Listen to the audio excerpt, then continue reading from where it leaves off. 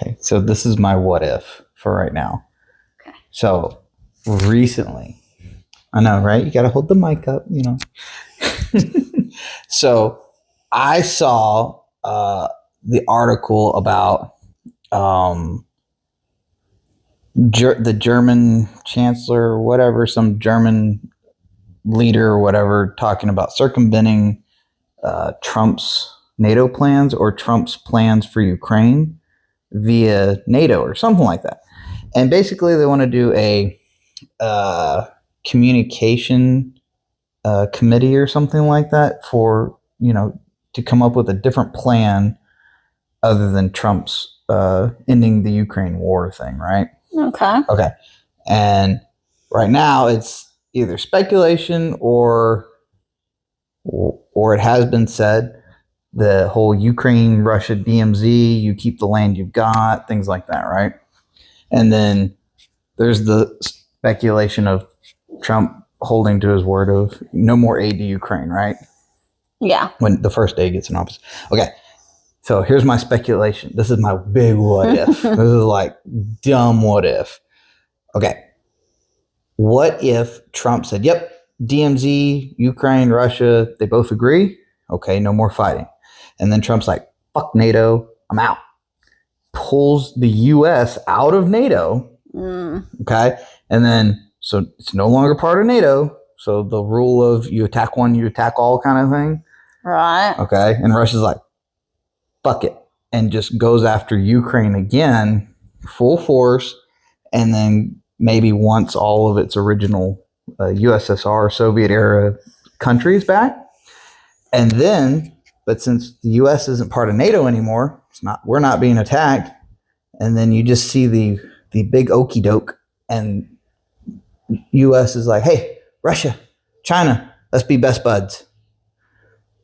And then Russia takes back its Soviet era countries, and then Russia, China, and the US are best buddies, and we don't have issues. And Russia's doing whatever it wants in Europe. That's crazy though, right? I mean, it would be crazy. But wow. But think of it this way. In NATO, you have, and I'm not going to lie, I don't know how many countries are in NATO, but you have all those ideologies put together as one in NATO, right? Right. But you have all these different country ideologies. You're telling me it took Trump getting elected to say, hey, I'm going to end the war, and then all of a sudden Germany's like, yeah, we need to come up with our own plan as another option in case we don't like Trump's option.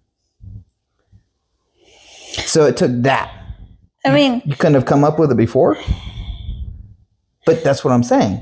There's so many different European ideologies because that's where it's going on. But then if it was US, Russia, and China being best buddies, right? Kind of like before World War II, the Soviets and China. Yeah. But there's only 3 ideologies at that point. Russia's, China's, and US. And I could see how that could work out in the short term. But in the long term, if you can pull out of NATO to do something and then all of a sudden be like, okay, now we're back in, like, then that's not NATO. Like, that's not like you're breaking the alliance when you need to and then coming back in. No. We don't go back to NATO. Oh. We become best buddies with Russia and China.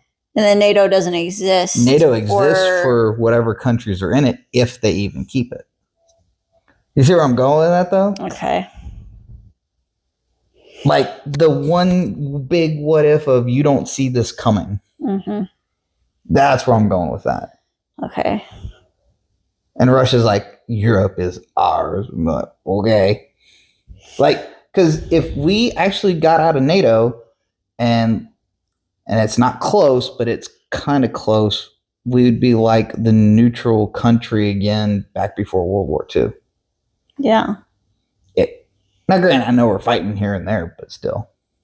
U.S., Russia, China, the USRC. Or something. Just created a new thing. Yeah.